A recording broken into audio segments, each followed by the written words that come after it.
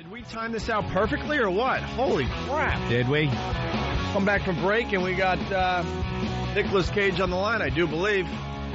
It's the Opie and Anthony show. Never have perfect timing like that. No. Nicolas Cage? Yes. That is him. Oh, wow, there's the voice. A real star, finally. How you doing, man? Jesus. Hello? Hi there. How are you? There he is. I'm good. How are you doing? I guess you're not impressed that we just called you a real star.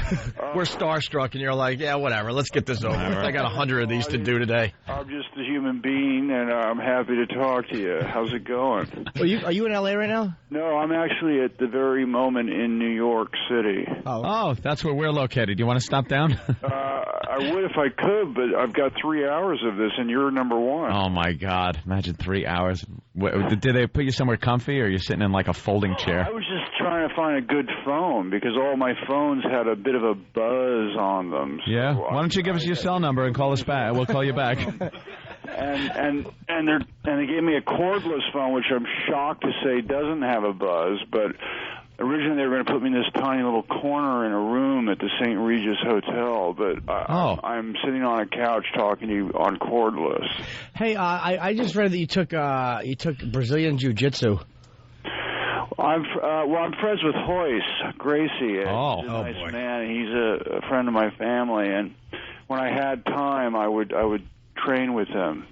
And I haven't done it in a little while, but we used to do it together about a year, and he got me up to blue belt, which was pretty cool. There's only 4 belts. Are you an expert in tapping out? Because that's about all. That's about all I know how to do. I mean, I did tap out myself a few times. Jesus, that guy's. But I haven't done it in a while, as I say. I don't know if you remember me. I saw you in Los Angeles. You were walking into the Hyatt on Sunset with a bunch of people, and I walked up with you, and I'm like, Nicholas, man, I'm a big fan. And you look back, and you're like, oh, cool. And then you kept going. I was nice to you. Yeah, you were nice. I don't normally travel with a bunch of people. Are you sure it was me? Yeah, 100%. But you guys were just walking in. I mean, I don't know. You might have just been walking into the bar there or something. It was just a few guys walking into the establishment. Might have been 3 or 4 guys. How many years ago? I'm going to guess 2 years ago. No, I don't believe that would be me then, because I haven't been out. No? He hasn't been out at all? I haven't been out. I mean, I haven't been out for at least, I'm going to say 15 years. Then somebody else. You may be mistaken, but you know, anyway. No one really realizes how many movies you make. I was looking at IMDb, and you make like a lot of movies a year. Well, Jesus, in 2008. Movies, and I act in movies, and I do maybe an animated voice or one line here or there, but it's misleading to think that I star in as many movies as you might think a year. Is that it? Yeah, okay. Maybe 2 movies a year. Like the maybe like your appearance in Fast Times at Ridgemont High kind of appearance? Yeah, well, that was a long time ago. He doesn't want to. I know. It was cut out of that movie. No, but the TV version wasn't good enough for them at that But time. the TV version, Nicholas, you're all over. Oh, okay. But the TV version of that movie, when they cut out all the parts that were good, all the drug funny references and all that. Did they extend my part in the Yeah, version? A little bit, yeah. Yeah, they give you a few more lines in it. I'm a big fan of Valley Girl myself, but I'm sure you don't want to talk about that either. We should talk about the new movie, Ghost Rider. Yeah, Nicolas Cage is like one of those guys that you've had kind of like 2 careers. You kind of like you were almost a child actor. You know, you're a young guy early on. Yeah, I started when I was 17. Yeah. So, and then, you know, throughout the years, you kept a pretty good career going. Thank you. Yeah. How stupid is Fast Times from Ridgemont High that the one guy they cut out is an Oscar winner? A bunch of dopes. Well, you know, that was... I auditioned for Judge Reinhold's part about 8 times, and I kept getting close, but they didn't want to pull the trigger, so they gave me the part of Brad's Bud number 1. Yeah, Bud number 1. Yeah, that's who I was. But, you know, it just seems like it's another lifetime ago. Yeah, all that stuff is ancient, man. When you won for Leaving Las Vegas, I don't remember who you were up against that year. I mean, did you expect to win, or were you up against somebody that you're like, there's no way I'm beating this guy? I had no expectations. I mean, it's such a different experience. I mean, you don't know really what's going on. It's quite terrifying and it's exhilarating and all of those things. But you never really know. I mean, you never feel like it's in the bag, if that's what you mean. Yeah, where is that Oscar right now? I have a screening facility in my home, which is where I watch my movies and do my research and think about characters. And so that's where I put all my movie paraphernalia. I have old movie posters and things like that, and that's where I put it. You know what I loved? And I'm just thinking this. What was the one where you played the guy who got conned, the con man? Was that what was that? Matchstick Man. Matchstick Man, yeah. Was that good? Thank you. Yeah, I really like that movie. It's sort of a movie that has yet to be discovered. That was Ridley Scott directed that, and I played a character that was afflicted with Tourette syndrome and obsessive compulsive disorder, but was also a con artist. It was a pretty interesting movie for me. Yeah, I really liked it. Now you got Ghost Rider's coming out, right? Yeah, it's coming out tomorrow. Comic book, right? Yeah. Yeah. Is this your first? Your first comic book character? It is. It's my first comic book genre film. I'm very excited about it. What's the gist of this guy? Well, it's Faust meets Evel Knievel meets a Western meets a biker film meets Beauty and the Beast meets a werewolf movie. That's all my things that I'm interested in.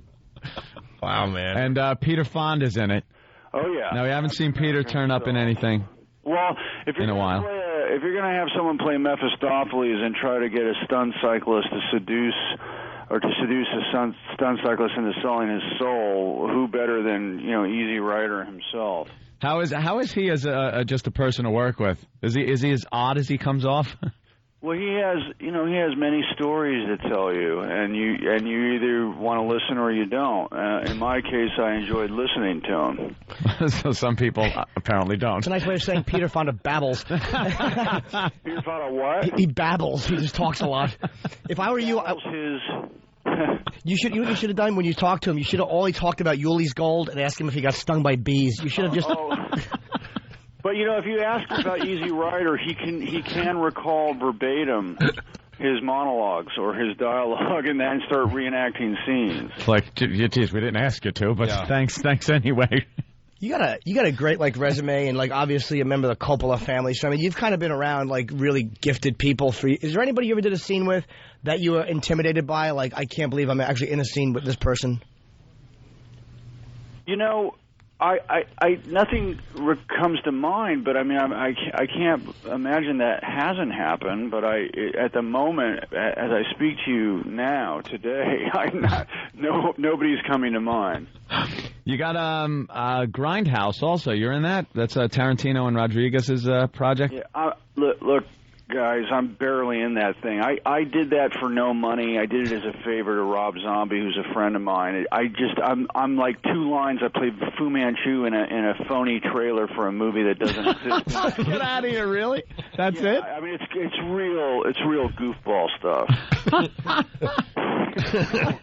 I like how you sell that one. That's good. Hey, you're all right, man. I like Nicolas Cage. I like Nicolas. Well, Nicolas, obviously, best of luck on the movie Ghost Rider, and I'm sure you're going to have a pleasure doing another 3 hours of these. When are you going to hate doing these interviews? Do you hate it already? Already hate. That's a strong word, man.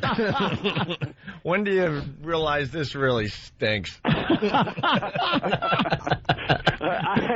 We try to keep it. I'm not going to say that. We try to keep it pretty honest here, Nick. Like someone who doesn't enjoy your company. Well. Yeah, it's one of those things, though. Could you imagine just calling someone at random and trying to carry on a conversation with them? It is the oddest thing. Right. It's weird. honored, but I'm not going to say I hate it. Like, we would never hang out unless, like, this is the only way we would ever hang out. I'd love to hang out with a Nicolas Cage. We'd have to just come in. But this is it. We'd have to win a contest to hang out with him. Yeah. Some kind of a contest. And he'd be all annoyed that he's got to be there. Right. Well, we almost, according to one of you two, we almost hung out at the Sunset High. Yeah, see, Jimmy almost How did. homoerotic I was following you into the hotel. What a creep I am. Yeah, no argument there. That is quite funny now that you put it like that. Sometimes you get starstruck, you just don't realize, like, I'm following another man. It's just kind of like, ugh, why don't I leave the guy alone? He's busy. Well, but actually, there is a kind of a relationship that anyone who goes to the movies has with an actor, more so almost than with a rock and like a musician, because in a way, I mean, you do know me. I mean, if you've seen my movies in some way, it's true. You know some part of me well, so sort of. I can't assume to think that you don't know me. I'm speaking generally now of anybody who's seen me in a movie. I have put my soul into my movie, and I presented some aspect of myself, so it is fair for that person to think they have rights to me or they know me in some way. Well, that's the problem, though, Nicholas. We're really mad that you're not saying hi to us, because we're like, look. Well, but I know him. Why doesn't he know me? I did say hi to you, although I'm still saying there's a 50-50 chance it never happened. There was a doppelganger who looked like me who was pretending to be me. That's happened to me. How awful. He's probably ripping people off all over Los Angeles, and they think it's you. No, Jimmy, I think that was an invite. Imposters say they're me and do all kinds of horrible things. How could someone say they're you? All right. People know what you look like, for God's sake. It's happened. Trust me. Wow. He's got about 300 more of these to do. All right, Nick, I'll call you Nick. Okay. That's good. So if I see, I'll just go, hey, Nick. Ghost Rider out tomorrow, man. Good luck with it, and we're really glad you called in. Yeah. Thanks a lot, guys. Good talking to you, man. Have fun today, Nick. Later. Nicolas Cage, everyone. It was cool. Oh, damn it. Get me out of here. Thank God that's over with. That was so funny. It sounded like some guy that was doing a Nicolas Cage impression. Yeah. He could actually wrap it up in about 15 minutes with a few of those. Dude, if he would have talked dirty to me, I would have allowed it, that voice. It's so recognizable as Nicolas Cage. Now everyone look at Roland and go, thank you, Roland. Thank you. Thank you. A real guest on our show for once. Although he's in New York, he could have stopped by. Well, yeah, well. I will never be satisfied. Ghost Rider tomorrow. All right. Bitches. Hey, we got let's do the Otto and George before we move over. Otto and George. So happy Otto did well, man. He did really well. Otto is a friend of the show. He did our O&A Traveling Virus this past summer. He'll hopefully be on the one we're doing this summer. And we're so happy that he finally got a big spot like David Letterman. And he was himself, man. It was obviously there's language and stuff he couldn't do. I'm sorry. Is a couple of people, or at least one, wait a minute, is saying, did he say awful when he hung up the phone? He goes, I could swear he said awful as he hung up the phone. No, I don't think so. Can we replay it? We'd have to hear that again. I would love if he said awful.